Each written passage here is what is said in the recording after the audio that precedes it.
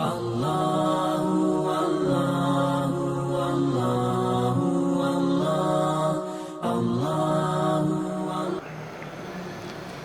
fiddin, jamaah maghrib isya rahimani Allahu wa iyyakum ajma'in. Pada malam hari ini insyaallah kita akan melanjutkan pembahasan masih pada fadailud da'wah yang sudah kita bahas satu kali pertemuan yang lalu tentang keutamaan dakwah yang Allah Subhanahu wa taala sebutkan dalam kitabullah. Dan ini hanya sebagiannya saja yang telah kita sebutkan. Dan pada malam hari ini, atau di antara ayat yang telah kita sebutkan pada pertemuan yang lalu adalah apa yang kita bacakan di pembukaan, wa man ahsanu qawlan mimman da'a ila Allah. Dan siapakah yang lebih baik perkataannya daripada orang-orang yang berdakwah di jalan Allah. Berdakwah dalam artian mengajak kepada kebaikan atau mencegah dari kemungkaran, memperingati, mengingatkan saudara kita dari satu kesalahan dan kemungkaran. Maka itulah sebaik-baik perkataan, setinggi-tinggi nilai perkataan di sisi Allah Subhanahu wa taala.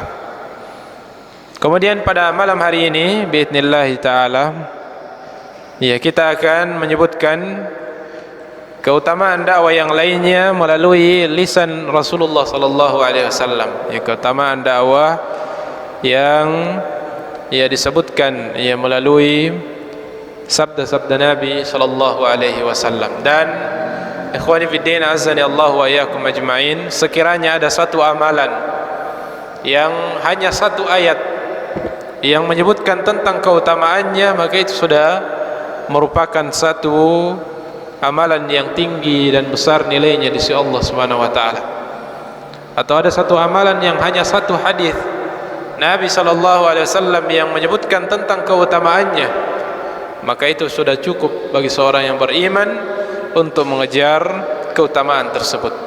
Maka apatah lagi ketika satu amalan disebutkan di dalam begitu banyak ayat-ayat Allah Subhanahu wa taala, begitupun hadis Rasulullah SAW, maka itu sungguh menunjukkan kemuliaan dan besarnya nilai dari amalan tersebut. Yang pertama, sebagaimana kita sebutkan di pembahasan tentang keutamaan ilmu, bahwasanya min fadailil ilmi, bahwasanya ilmu itu adalah warisan para nabi dan rasul. Ilmu adalah warisan yang ditinggalkan oleh para nabi dan rasul untuk umat manusia. Man akhadha, siapa yang berusaha untuk mendapatkan dan memiliki ilmu dan mendapatkannya, faqad akhadha bihadhin wafir, maka dia sungguh adalah manusia yang mendapatkan bagian yang besar nilainya. Maka dakwah adalah jalan dan wazifatu al-anbiya'i war rusul. Dakwah adalah pekerjaan, profesi utama dari para nabi dan rasul. Sebagaimana firman Allah Subhanahu wa taala, "Qul hadhihi sabili." Katakanlah wahai Rasulullah, Allah memerintahkan pada nabinya untuk menyampaikan kepada umatnya, "Qul hadhihi sabili ad'u ila Allah." Ini qul, katakanlah inilah jalanku. Jalan apa itu? Jalan dakwah. Itulah jalan para nabi dan rasul. Ad'u ila Allah, di mana aku menyeru kepada Allah, menyeru manusia untuk berjalan di atas jalan Allah Subhanahu wa taala, ala basirah, di atas ilmu. Di atas ilmu. Maka ilmu dan dakwah dua-duanya adalah hal yang tidak bisa dipisahkan. Karena seseorang bisa berdakwah jika dia memiliki modal ilmu. Meskipun nisab untuk seseorang bisa berdakwah sangatlah mudah, sebagaimana sabda Nabi sallallahu alaihi wasallam, "Ballighu anni walau ayah." Siapa yang sudah memiliki satu ayat yang dia telah hafal, telah dia pahami maknanya, maka sudah mencukupi nisabnya untuk dia harus berdakwah, menyampaikan apa yang dia telah ketahui tersebut. Maka dakwah adalah jalan para nabi dan rasul. Ya, itu tambahan dari ayat yang telah kita sebutkan sebelumnya. Adapun hadis yang pertama, hadis yang menunjukkan bahwasanya siapa yang memilih jalan dakwah di jalan Allah Subhanahu wa taala menjadi penyampai, penyambung dari dakwah nabi dan rasul, atau nabi kita secara khusus Nabi Muhammad SAW adalah jalan untuk mendapatkan kemuliaan, akan dijadikan bercahaya wajahnya kelak pada hari kiamat. Nah, sebagaimana sabda Nabi SAW dari sahabat Ibnu Mas'ud radhiyallahu taala anhu qala, beliau meriwayatkan sami'tu Rasulullah sallallahu alaihi wasallam yaqul, di mana beliau meriwayatkan bahwasanya Rasulullah, beliau mendengarkan Rasulullah sallallahu bersabda, naddarallahu imra'an, ya sungguh ya Allah akan menjadikan bercahaya wajah seseorang, sami'a minna syai'an, siapa yang mendengarkan dari kami, ya kata Rasul, siapa yang mendengarkan dari kami sesuatu, faballaghahu kama sami'ah, kemudian dia menyampaikan sebagaimana apa yang dia telah dengarkan. Maka ini penyemangat Rasulullah SAW kepada para sahabat yang hadir, ya, karena ketika beliau menyampaikan hadis, beliau bersabda, banyak dari para sahabat yang tidak mendengarkan secara langsung. Maka beliau memotivasi para sahabat yang hadir di saat beliau menyampaikan satu peringatan atau mengeluarkan satu hadis, untuk sahabat yang mendengarkan itu menghafalnya. Dan ini diantara hadis yang biasa disampaikan oleh para ulama kita sebagai hadis yang menunjukkan keutamaan menghafal, ya, dari hadis-hadis Nabi SAW, akan diberikan cahaya nanti pada hari kiamat, ya, akan bercahaya wajahnya, ya, karena ya seseorang tidak akan bisa, ya, menyampaikan hadis kepada yang lainnya jika dia tidak menghafalkan, ya, tidak menghafalkan hadis tersebut. Faballagha kama sami'a, lalu dia menyampaikan sebagaimana yang dia dengarkan. Dan ini menunjukkan hendaknya, ya, ilmu itu, terutama hadis-hadis Nabi SAW, ia harus betul-betul dijaga untuk disampaikan sebagaimana yang datang dari Nabi sallallahu alaihi wasallam. Meskipun di zaman para sahabat itu, ya, hadis-hadis Nabi ketika ada yang menyampaikan, mereka langsung, ya, menerima. Ketika ada sahabat yang menyampaikan satu hadis, maka mereka sudah langsung terpercaya, karena semua sahabat-sahabat Nabi adalah orang-orang yang tidak diragukan tentang apa yang mereka sampaikan. Belum ada disebut dengan perawi hadis, belum disebutkan, ya. Meskipun kadang mereka mendengarkan dari beberapa sahabat, ya, rentetan sahabat baru sampai kepada mereka, tetapi untuk kelas atau, ya, derajat para sahabat, ya, tidak diragukan tentang apa yang mereka sampaikan dari hadis-hadis Nabi sallallahu alaihi wasallam. Nanti belakangan, ya, baru kemudian setiap hadis yang disampaikan pada para ulama, mereka harus mengetahui dan meneliti siapa-siapa yang mendengarkan hadis tersebut hingga sampai kepada Rasulullah sallallahu alaihi wasallam, karena sudah mulai ada muncul orang-orang munafik yang kadang memalsukan hadis Nabi sallallahu alaihi wasallam untuk kepentingan dunia. Maka dibutuhkanlah perawi hadis, harus dijelaskan siapa-siapa rentetan orang-orang yang meriwayatkan hadis sampai kepada Nabi sallallahu alaihi wasallam. Adapun para sahabat, maka tidak diragukan, tidak ada yang diragukan kejujurannya di antara mereka. Bahkan Aisyah pernah mengatakan, kunna la na'riful kadhib, ya, adalah kami di generasi para sahabat, kami tidak mengenal adanya kebohongan di antara kami, apalagi dalam hal sabda Nabi sallallahu alaihi wasallam. Itu keutamaan yang pertama melalui hadis yang pertama kita sebutkan, bahwasanya orang yang berdakwah termasuk di antaranya adalah mengajarkan, menyampaikan hadis Nabi yang telah dia ketahui dengan sumber yang jelas, adalah akan diberikan cahaya nanti untuknya dan akan bercahaya wajahnya nanti pada hari kiamat. Kemudian keutamaan yang berikutnya, di antara keutamaan dakwah adalah hadis yang masyhur di mana Rasulullah SAW bersabda, qala Rasulullah sallallahu alaihi wasallam, man dalla ala khairin. Ya, ini hadis yang sering kita dengarkan tentang keutamaan dalam berdakwah. Man dalla ala khairin falahu mithlu ajri fa'ilihi. Ya. Barang siapa yang menunjukkan seseorang pada satu kebaikan, ya, kebaikan dalam hal, ya, menunjukkan untuk melakukan satu kebaikan atau, ya, memperingati, ya, karena ketika seseorang diingatkan untuk meninggalkan satu keburukan dan dia meninggalkannya, itu juga adalah satu bentuk kebaikan. Dan man dalla ala khairin, siapa yang menunjukkan seseorang pada satu kebaikan, falahu mithlu ajri fa'ilih, maka baginya pahala kebaikan sebagaimana orang yang melakukannya. Ya, dan ini diantara peluang kebaikan yang sangat besar. Ya, lewat dakwah, ketika seseorang melakukan kebaikan karena sebab kita, maka, ya, kita akan mendapatkan pahala sebanyak pahala yang didapatkan oleh orang yang mengerjakan.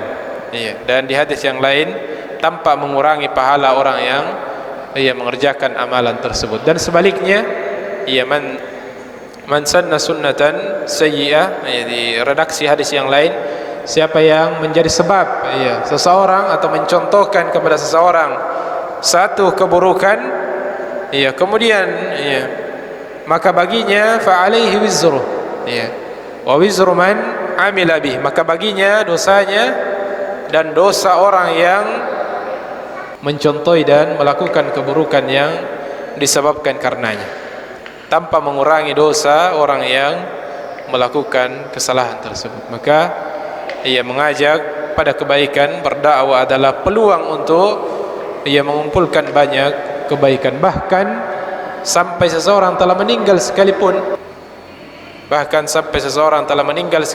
selama kebaikan yang pernah dia ajarkan kepada seseorang itu tetap terus diamalkan, maka itu menjadi pundi amalan yang paling dibutuhkan kelak di akhirat. Bahkan inilah amalan-amalan istimewa, ya, amalan-amalan spesial, amalan khusus yang berlanjut pahalanya sampai seorang telah meninggal dunia sekalipun. Ketika ada satu kebaikan yang pernah kita ajarkan kepada manusia dan terus diamalkan sampai kita meninggal, kita akan terus merasakan amalannya mengalir, ya, dan terus pundi kebaikan kita akan bertambah meskipun jasad kita sudah tidak bisa lagi beramal. Ya, maka ini adalah satu di antara peluang kebaikan yang mesti menjadi prioritas. Sebagaimana disabdakan oleh Nabi SAW tentang 3 amalan istimewa, ya, yang harus diprioritaskan. Jangan sampai kita meninggalkan dunia ini dalam keadaan tidak memiliki 3 atau salah satu di antara 3 hal tersebut. Di mana Rasulullah SAW bersabda, "Idza mata al-insan atau idza mata ibnu Adam inqata anhu 'amalu illa min 3." Ya, ketika seorang anak cucu Adam telah meninggal, maka terputus peluang untuk dia bisa menambah pundi amalannya kecuali dari 3 sumber. Sedekatun jariyah. Yang pertama adalah dari sedekah jariyah. Ya, sudah adakah sedekah jariyah yang bisa kita harapkan untuk bisa kita nikmati di saat tidak ada lagi peluang untuk menambah kebaikan kita, dan mungkin kebaikan yang kita bawa belum cukup untuk menjadi modal keselamatan kita kelak di negeri akhirat. Sedekatun jariyah atau ilmun yuntafa'u bih. Ya, inilah yang kedua faedah dari dakwah, yaitu ilmu yang bermanfaat, ya, ilmu yang dirasakan manfaatnya oleh orang lain, atau kebaikan yang pernah kita ajarkan dan terus diamalkan oleh orang lain, dan kita pun telah meninggal dunia selama ilmu tersebut terus diamalkan, maka kita akan terus mendapatkan tambahan pahala di saat jasad kita tidak bisa lagi beramal untuk menambah pundi kebaikan kita. Awaladin salih yada'ulah, atau peluang yang ketiga adalah lewat ia meninggalkan generasi anak-anak saleh yang senantiasa mendoakan. Kalau melalui generasi atau anak biologis atau anak ideologis. Nah, anak-anak yang kita lahir dari kita lahir secara langsung, atau anak-anak yang mungkin kita bina, yang kita didik dan mendoakan kita setelah kita meninggal dan memohonkan ampun kepada kita. Maka itu adalah di antara peluang-peluang yang bisa kita dapatkan untuk tetap mendapatkan tambahan kebaikan meskipun kita telah meninggalkan dunia ini. Kemudian yang ketiga, ikhwani fiddin, azani Allah wa iyyakum ajmain, hadis yang ketiga yang menunjukkan tentang keutamaan dakwah adalah man yuridillahu bi khaira yufaqihu fid din. Ini yang dicantumkan oleh penulis, siapa yang Allah Subhanahu wa taala kehendaki untuk mendapatkan kebaikan, yufaqihu fid din, maka dia akan dipahamkan dengan agama. Meskipun secara redaksi ini adalah menunjukkan keutamaan ilmu, akan tetapi seseorang akan bisa berdakwah terlebih dahulu harus didahului dengan ilmu, karena disebutkan dalam satu kalimat hikmah, faqidus syai' la yu'ti. Seseorang yang tidak memiliki sesuatu, bagaimana dia bisa memberikan? Seseorang yang tidak memiliki, mustahil untuk bisa membagikan sesuatu jika dia tidak memilikinya. Maka seseorang yang berdakwah di jalan Allah, mengajarkan ilmu, sudah pasti dia adalah orang yang telah menempuh terlebih dahulu mempelajari agama ini sesuai kadar yang dia mampu. Ikhwani fiddin, a'azani Allah wa iyyakum ajmain. Maka siapa yang menghendaki, yang Allah Subhanahu wa taala kehendaki untuknya kebaikan, dan kebaikan ini adalah kebaikan yang disebutkan secara ma'rifah, secara umum, mencakup kebaikan dunia dan akhirat, maka dia akan menempuh jalan dakwah yang dahulunya, yang harus didahului dengan menempuh jalan untuk memahami agama Allah Subhanahu wa taala. Akhwani fiddin, a'azani Allahu wa iyyakum ajma'in. Kemudian yang keempat yang menunjukkan tentang pentingnya dakwah adalah sabda Nabi sallallahu alaihi wasallam, haitsu qala, di mana beliau bersabda, ad-dinun nasihah. Agama ini adalah nasihat. Agama ini adalah nasihat. Maka kata para ulama kita ini menunjukkan pentingnya, sampai Nabi SAW menyebutkan bahwasanya seakan-akan agama ini hanya nasihat.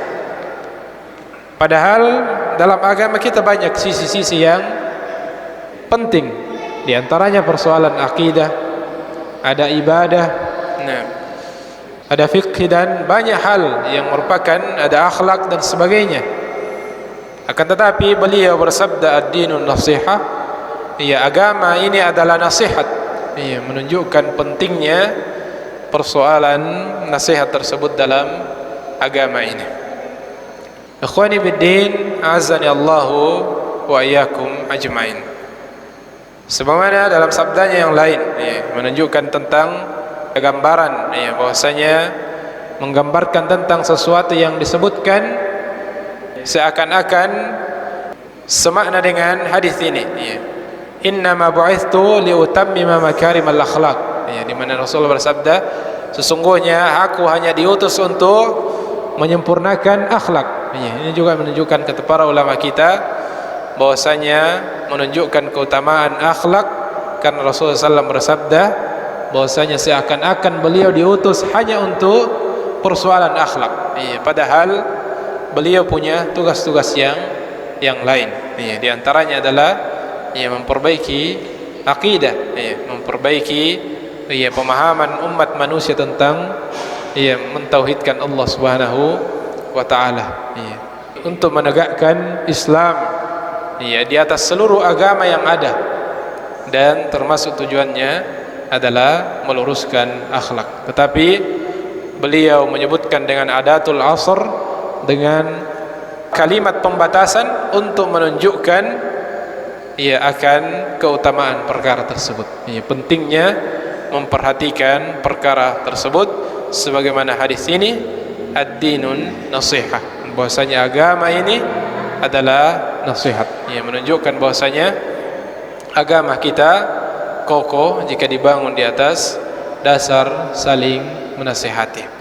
Li aimmatil muslimin wa ammatihim. Ketika ditanya, ya liman ya Rasulullah, kepada siapakah ditujukan nasihat tersebut? Qala lillah. Ya. Beliau SAW bersabda kepada Allah. Ya, dengan makna nasihat yang sangat luas.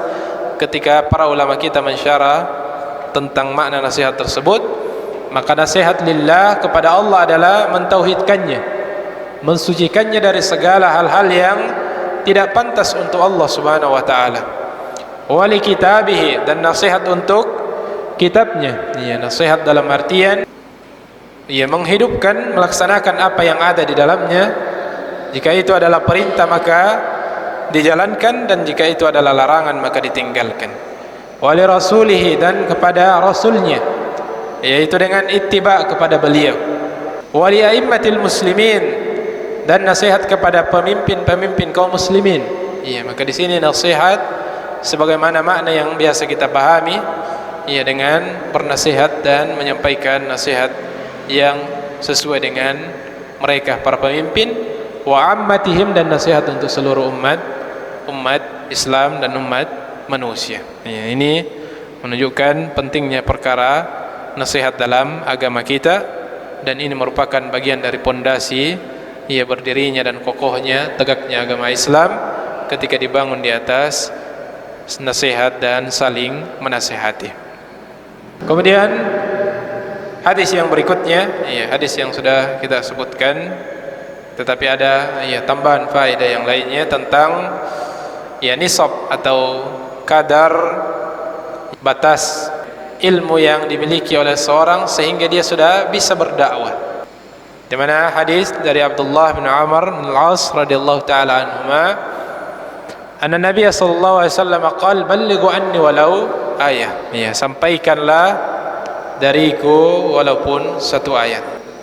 Dan ini menunjukkan bahwasanya siapa yang sudah memiliki ilmu meskipun sedikit, selama dia adalah ilmu yang betul-betul dia pahami dan dia mengetahui sumbernya dengan jelas, maka hendaknya dia sampaikan kepada yang lainnya. Maka dia berkewajiban untuk menyampaikan kepada yang lainnya.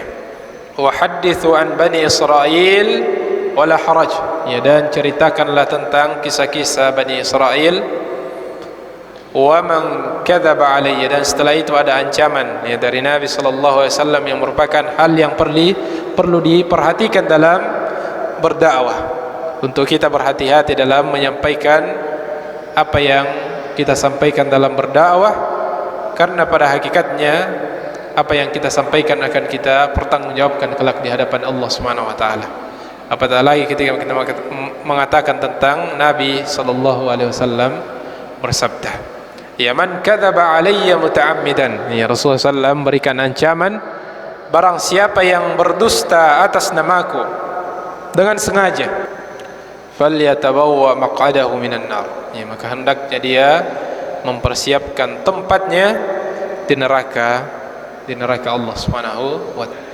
Peringatan untuk orang-orang yang berdakwah, menyampaikan kebenaran, menyampaikan dakwah, khususnya menyampaikan hadis-hadis Nabi sallallahu alaihi wasallam, ia hendaknya diperjelas, ia hadis yang kita sampaikan. Dan kata para ulama kita, di antara bentuk muta'ammidan dalam menyampaikan hadis-hadis Nabi sallallahu alaihi wasallam yang tidak benar adalah ketika seseorang tidak pernah mengecek, ia tidak memperhatikan, ia bagaimana kualitas status dari hadis-hadis yang dia telah sampaikan. Dan alhamdulillah di zaman kita begitu mudah, ya, kita mendapatkan tentang status dari hadis-hadis yang kita baca. Ya, cukup kita menulis, ya, di Google tentang bagaimana status hadis tersebut, sahih, hasan atau dhaif, atau bahkan hadis palsu.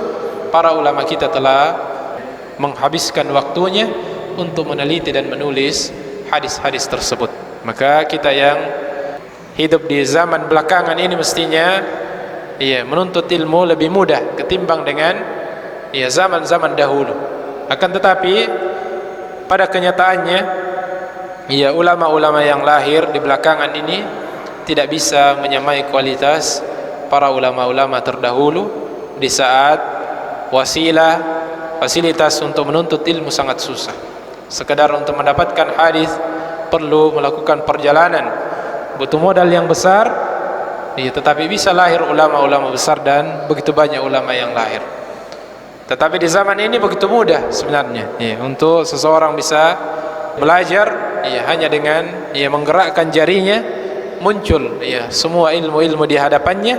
Tetapi keberkahan waktu dan ilmu tidak sama dengan di zaman yang dulu, sehingga tidak lahir ulama yang selevel dengan ulama-ulama yang ada di zaman-zaman yang awal, di saat sulit menuntut ilmu itu begitu berat.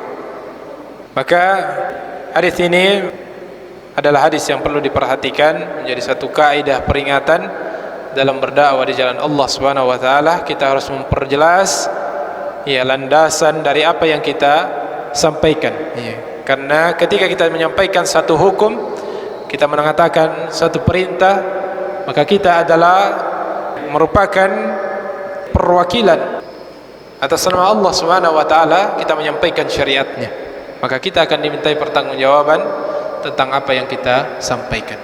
Atau kita mengatakan sesuatu yang haram, kita mengatakan ini haram, maka kita harus perjelas dari mana kita menyampaikan, mengambil sumber tersebut, karena kita akan mempertanggungjawabkan apa yang telah kita sampaikan di hadapan Allah Subhanahu wa taala.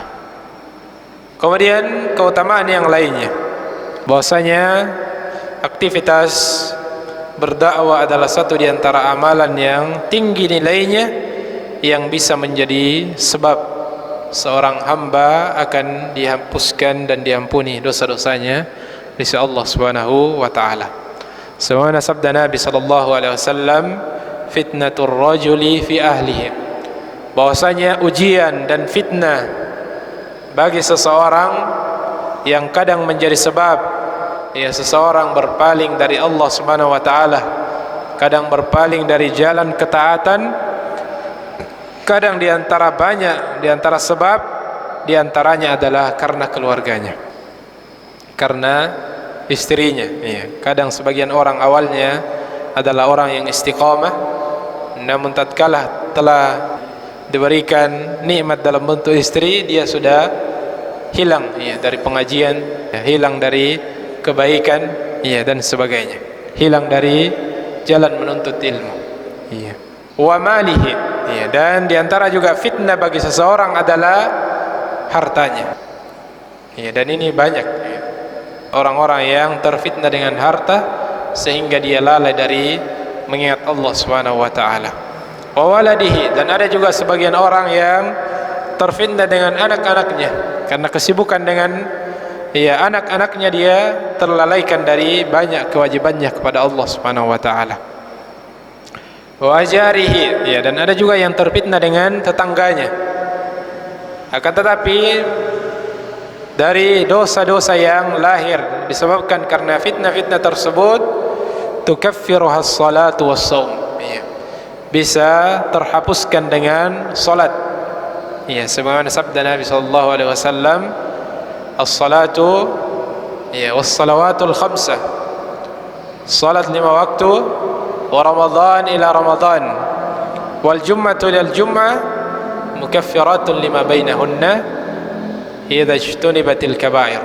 Salat 5 waktu yang satu dengan salat 5 waktu yang berikutnya, Ramadan yang satu dengan Ramadan berikutnya, begitupun Jumat dengan Jumat berikutnya, semuanya adalah penghapus dosa, penggugur dosa-dosa yang ada di antaranya, dengan syarat idza ijtunibatil kaba'ir, jika dosa-dosa besar bisa dihindari. Maka kemudian Rasulullah menyebutkan di antara penghapus dosa tersebut adalah salat, was-shaum dan puasa, was-sadaqah dan sedekah, wal amru wan nahyu, dan perintah dan larangan. Yang maksudnya adalah al-amru bil ma'ruf, perintah kepada kebaikan, wan nahyu 'anil munkar, dan mencegah dari kemungkaran adalah di antara amalan-amalan yang bisa menjadi sebab penggugur dosa-dosa yang telah terjadi sebelumnya. Maka ini di antara keutamaan yang disebutkan oleh Nabi kita sallallahu alaihi wasallam tentang keutamaan dalam mengajak kepada kebaikan dan mencegah dari kemungkaran. Kemudian hadis yang berikutnya yang menunjukkan keutamaan dalam dakwah dan mengajak kepada kebaikan dan mengajarkan ilmu adalah sabda Nabi sallallahu alaihi wasallam dari sahabat Umamah Al-Bahili radhiyallahu taala anhu. Dari Nabi sallallahu alaihi wasallam beliau bersabda, "Innallaha wa malaikatuhu wa ahlus samawati wal aradin."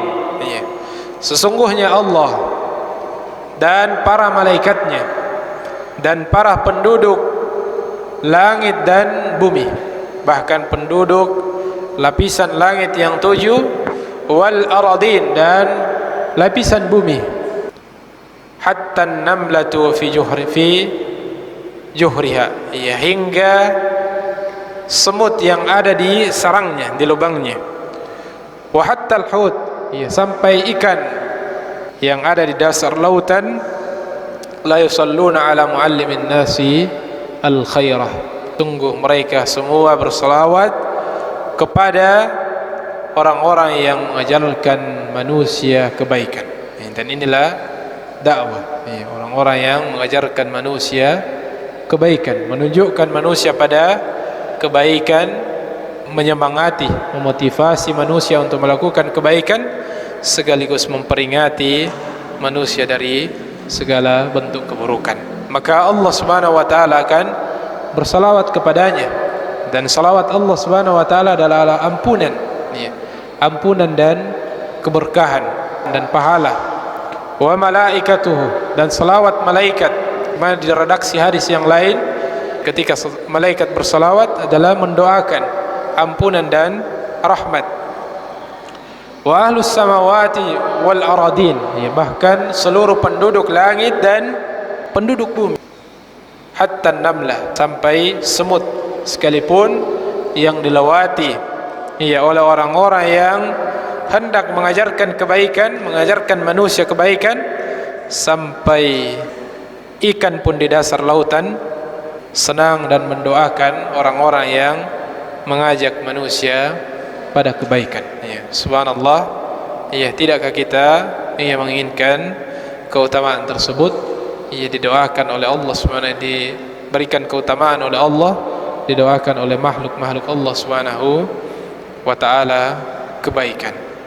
Ahibati fiddin, jamaah maghrib isya rahimani Allahu wa iyyakum ajma'in. Maka ini adalah satu keutamaan yang besar, yang harus menjadi motivasi untuk kita semangat dan terus terlibat dalam kegiatan-kegiatan dakwah sesuai potensi yang kita miliki.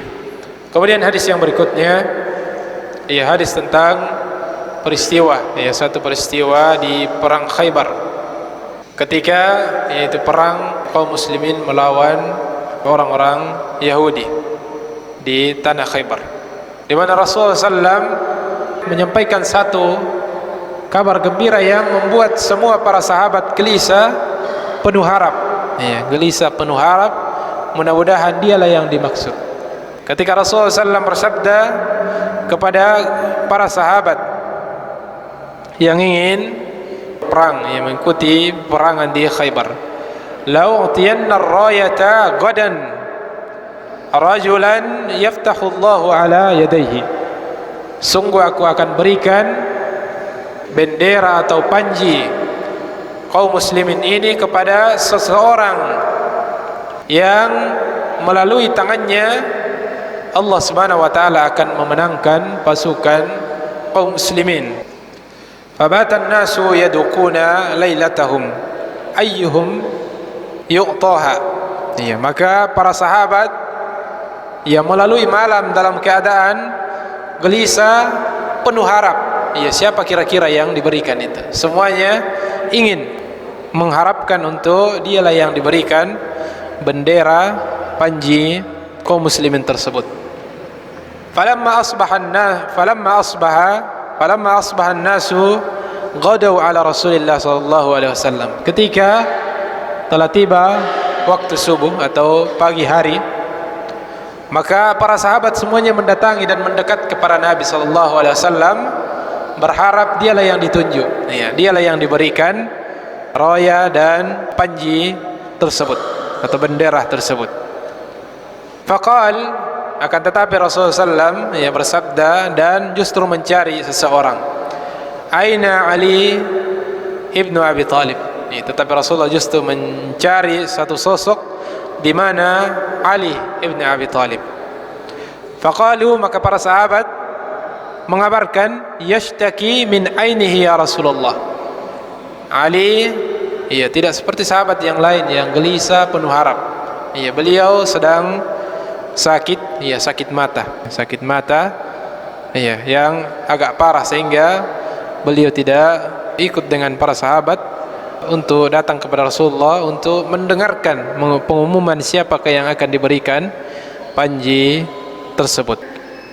Qal, maka Rasulullah SAW memerintahkan, farsilu ilaihi fa'atuni, utus seseorang untuk memanggil dia agar dia datang kepadaku. Falamma jaa basaqa fi ainihi wa da'alahu. Ketika Ali datang, maka Rasulullah SAW langsung mengobati beliau, meruqyah beliau dan meludahi mata beliau, wa da'alahu, dan mendoakannya. Fabara'a hatta ka'an lam yakun bihi wajah. Sehingga Ali seketika itu sembuh seakan-akan tidak pernah merasakan sebelumnya sakit mata. Dan ini diantara mukjizat dari Nabi SAW, bisa menyembuhkan tentunya dengan izin Allah Subhanahu wa ta'ala.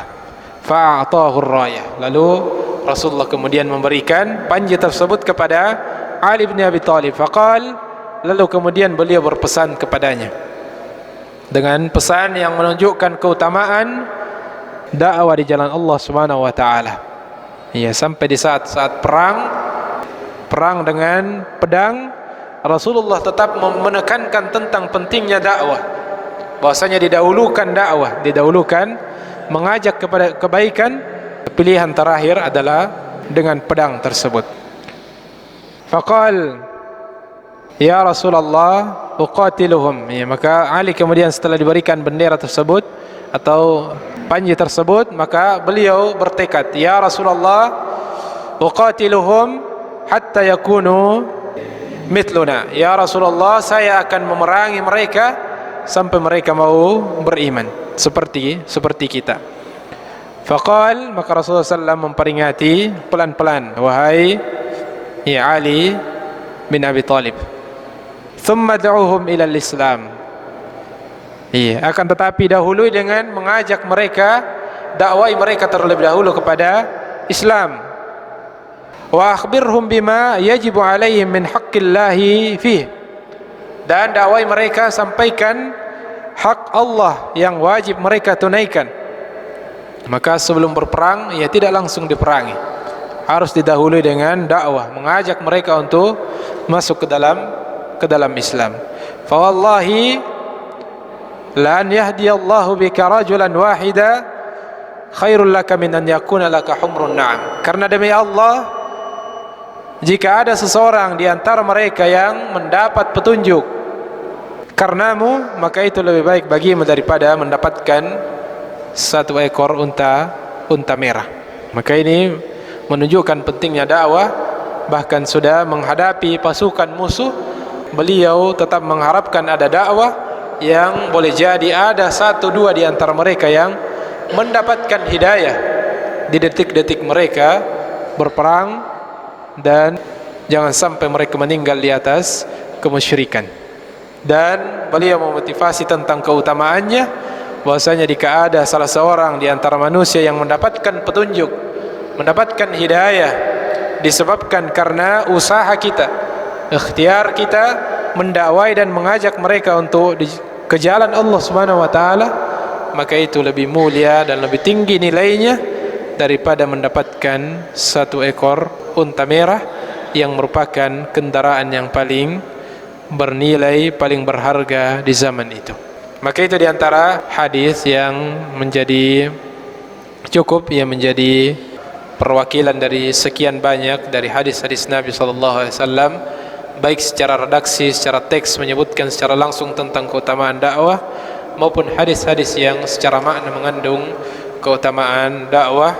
Mudah-mudahan itu cukup jadi motivasi untuk setiap kita memiliki andil dalam berdakwah sesuai dengan potensi apa yang kita miliki, sesuai dengan kadar ilmu yang telah kita miliki. Maka apa yang telah kita ketahui dari tugas kita untuk menyampaikan kepada yang lainnya. Mudah-mudahan bermanfaat. Segala apa yang benar adalah datangnya dari taufik Allah Subhanahu wa taala, dan jika ada yang keliru itu dari kelemahan dan kekurangan kami secara pribadi. Kita beristighfar kepada Allah Subhanahu wa taala dari segala kekurangan dan keliruan dengan doa kafaratul majlis yang diajarkan oleh Nabi sallallahu alaihi wasallam. Subhanakallahumma wa bihamdik, asyhadu an la ilaha illa anta wa astaghfiruka wa atubu ilaik. Wa akhiru da'wana alhamdulillahi rabbil alamin. Wassalamu alaikum warahmatullahi wabarakatuh.